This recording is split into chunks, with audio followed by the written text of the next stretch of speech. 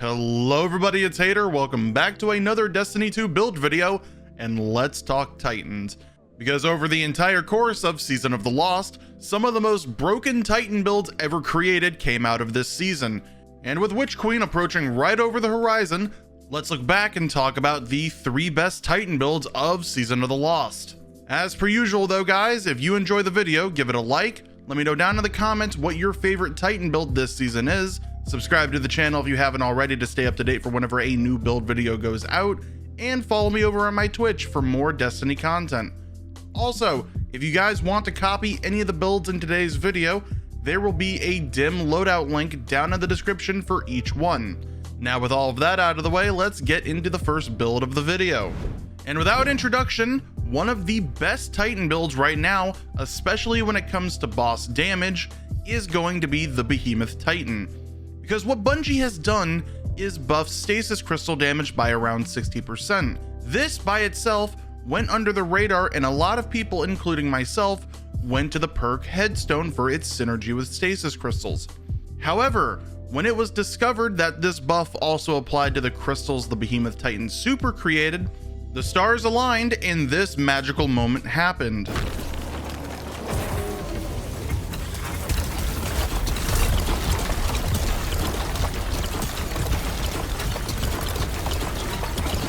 Damn! To understand what was going on in that clip, we're using 5 Behemoth Titans, each wearing the exotic arms Syntheseps, and a Bubble Titan shooting Riven with the exotic shotgun Tractor Cannon. Syntheseps will add an additional 50% super damage when surrounded by enemies, and Tractor Cannon will debuff the boss for an extra 30% more damage. Believe it or not though, the main purpose of the bubble actually isn't to apply the Weapons of Light buff, but to contain all of the crystals. While inside of the bubble, as long as the boss's hitbox is inside of it, the crystals that the Behemoth Titan creates have nowhere to go once they spawn, meaning they'll just instantly explode, dealing massive amounts of damage. The reason that this happens is that when a Behemoth Titan uses the slam in its super, it creates 6 stasis crystals each. Each one of those crystals have the 60% damage buff from earlier. Over the entire course of the super, the Behemoth Titan is able to slam a total of 8 times. Multiply 6 by 8, and there are 48 total stasis crystals in each super. For damage numbers, instead of using Riven in the clip before, we're going to use Kali and break down how much damage this super is actually doing. The moment that we get Syntheseps and Tractor Cannon applied to Kali, crystal damage is going to roughly deal around 18,743 damage per crystal. When we multiply that by 6, it means that each slam is going to deal around 112,458 damage. Take that and multiply it by 8, and each super is going to deal around 899,664 damage. For a full 5-man team, this means altogether 5 Behemoth Titans are going to deal around 4,498,320 damage to Kali. This isn't including weapon damage, the damage the slam deals itself, shatter damage from the frozen effect, and the Bubble Titan dealing DPS. As for the build guys that will complement this, we're going to use the Aspects Tectonic Harvest so shattering crystals create stasis shards, and Diamond Lance so killing targets affected by stasis create a stasis lance we can throw at or slam enemies. For the fragments, we're using Whisper of Fissures to increase the blast radius and damage of the crystals, Whisper of Shards so every time we destroy a stasis crystal, it gives grenade energy back over time, Whisper of Rending so that when we pair a weapon with Headstone like Aya's Luna, Peace Bond, or Vulpecula, it will destroy stasis crystals easier and cause a lot of AoE damage. If we're not using a Headstone weapon though and want to use a double special weapon loadout, like I talked about in one of my recent videos, we'll trade Rending out for Whisper of Rhyme to gain an overshield every time we pick up stasis shards. Then we'll use Whisper of Conduction so stasis shards can be picked up from a farther range, and Whisper of Chains so whenever we're next to a frozen enemy or our own stasis crystals, we take less damage.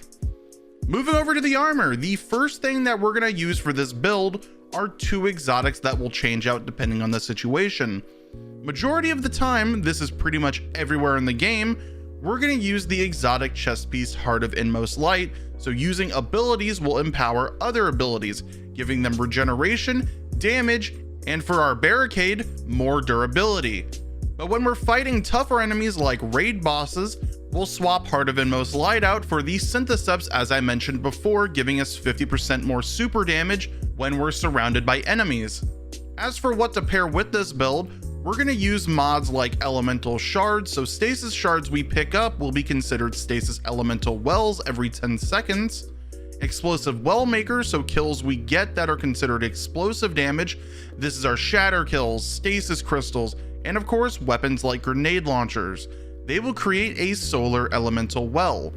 These 2 mods are going to be our main resources for the build, because when we pair mods like Elemental Charge and Well of Life, now the wells give stacks of Charge with Light, and our solar well will also give us constant healing for 10 seconds. Then to top the build off, we'll use those stacks of Charge with Light on the mod Protective Light. So when our shields break, it will consume all stacks of Charge with Light we currently have and give us 50% damage resistance for 10 seconds. For the rest of the miscellaneous mods in my loadout, specifically I'm using fusion rifles in my build, so I have particle deconstruction, ammo finders, and scavs. You guys don't have to use the exact build that I am using. Feel free to change these up to whatever you're using in your loadout. But let's move on over to the next build in the video. Going from one broken build to the next, also not needing introduction, is the Throwing Hammer Titan build, which is a melee build abusing the astronomical damage scaling on the Middle Tree Sunbreaker's Throwing Hammer melee ability. This build has been taking the spotlight on my channel the past few months, displaying monstrous amounts of in-game damage. Before we get into the build, it's going to require a few things before you can even do it. The first one is going to be a shotgun with the perk 1-2 punch on it, and the other one involves us going into the keybinds or button layout for console players, so you can change the charged melee attack button to something else you're comfortable with. Any shotgun in the game with 1-2 punch will do, but if you still need one, the best shotgun options in the game right now are the Wastelander from Dares of Eternity if you want something really quick, the One Small Step from Essences on the Moon, or Deicide from Umbral Engrams. After you've gotten a shotgun with 1-2 punch, for PC players, we're going to open up the keybinds and bind charged melee attack to another button we're comfortable with. I use a 12 button mouse, so I have my charged melee attack bound to 6 on it. If you don't have something like that, then a separate key on your keyboard will do just fine. Just bind it and practice using it. That's the best advice I can give. For console players, I don't play on console, but because it's so different, on screen now will be a comment from one of my videos that will help you guys out. So feel free to pause the video and bind your charge melee to a different button. Now that we've pretty much gone over the main requirements for the build, let's talk about what is causing the hammer to deal so much damage. And it is a combination of a lot of damage buffs. The first one, as I mentioned before, is a shotgun with the perk 1-2 punch on it. 1-2 punch perk will cause our next melee attack after landing every pellet in a shot to deal 200% more damage to mini bosses or below and 350% more damage to bosses or vehicles. The second one is our exotic armor slot, and there are a few to use here depending on the activity we bring this into. The one we'll use almost 90% of the time are the exotic arm Syntheseps, increasing our melee damage by another 200% when there are 3 or more enemies nearby. This is going to be the exotic we run for anything that has champions or anything super high on HP. Anything else like strike playlists, for example, it's just excessive. That's why when we're not fighting anything that requires more than one hammer, we can trade Syntheseps off for the exotic chest piece Severance Enclosure, making enemies explode after we kill them with the hammer. Another fun option we could use are the exotic boots Dune Marchers, allowing us to channel the power of Thor himself and make our hammer chain lightning to enemies around the target. For the third damage multiplier, it's gonna be the intrinsic buff Roaring Flames on Middle Tree hammers. Roaring Flames is going to give stacking ability damage up to 3 when we get kills with our abilities, starting at 30% at 1 stack, 69% at 2 stacks, and 120% at 3 stacks. Ideally, we're always going to have Roaring Flames times 3 active since we're getting kills with the hammer, but maintaining it around bosses because of its 20-second timer can be a bit of a hassle. So never feel bad if you actually lose this buff because you could just get it again. For the fourth and final damage multiplier going into this combo, we're going to be using a weapon that can debuff the enemy. Currently, there are 2 main ways to do this solo. One way is to apply the freeze effect on the enemy. This will allow our hammer to abuse the shatter damage multiplier of 2.5x. The weapons that can do this solo without the aid of a stasis character are the exotic trace rifle Aegir's Scepter, the exotic sidearm Cryosthesia, and the legendary sword Zephyr with its perk Cold Steel. For the other debuff and more popular way to use this combo is the exotic shotgun Tractor Cannon, so shooting enemies will apply a 30% damage debuff. Now that we've gone over what is causing the hammer to deal so much damage, let's demonstrate how to do the combo, and for a target dummy, we'll use Carl since we're not looking for exact damage numbers. Both of these strats, whether you're using the freeze one or Tractor Cannon, are going to be the same. It's always going to start off with getting 3 stacks of Roaring Flames, proccing Syntheseps if you're using them, then applying the debuff, whether it's Tractor Cannon or the freeze, swap and proc 1-2 punch on our shotgun, then throw the hammer with the button we bound it from earlier. If everything is done in that order, then the hammer should deal astronomical amounts of damage and successfully destroy Carl. For the mods we'll be using in this build, we're going to use a simple combination of elemental wells with Charged with Light. To get the build started, we'll use melee well maker so our hammer will create a solar elemental well whenever it gets a kill. Then to make it do something besides give energy to all of our abilities, we'll pair it with the mod's Well of Life and Elemental Charge so it provides both 10 seconds of constant healing and 2 stacks of Charged with Light. Next, to spend those stacks of Charged with Light, we'll top it off with the mod Protective Light so whenever our shields break, it will consume all stacks of Charged with Light, giving us 50% damage resistance for 10 seconds. As for the miscellaneous mods in this build, because it heavily comes down to what your loadout is, I'm using Zephyr as my way to debuff the enemies, so I'm using Passive Guard so I take less damage while wielding it, and Focusing Lens so I gain an extra 25% more damage after freezing the enemy. Then of course I'm using damage resist mods, ammo finders, and scabs. Same as the Behemoth Titan build, feel free to change these out depending on what type of loadout you're bringing. For the third and final build of the video, it would be wrong not to include the Bubble Titan.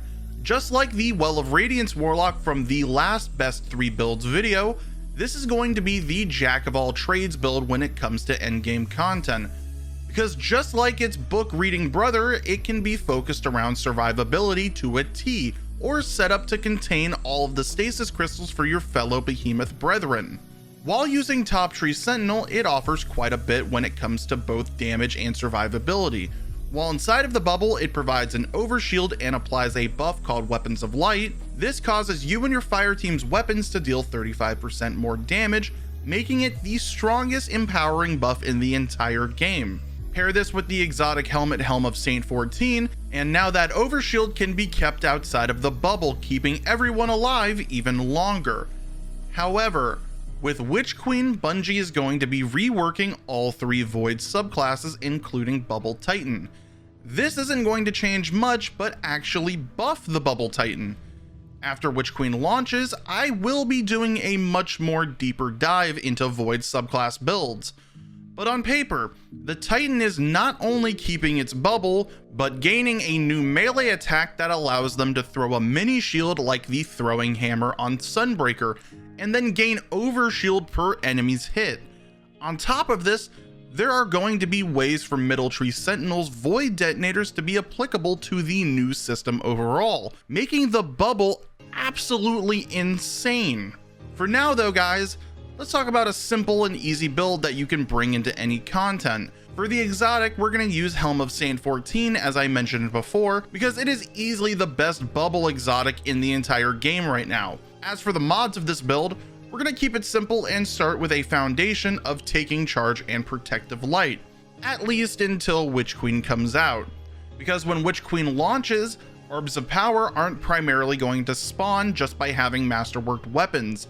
Instead, we have to wear a helmet mod to make them spawn. Meaning until then, we'll keep Taking Charge and then swap it out to Elemental Charge when Witch Queen drops.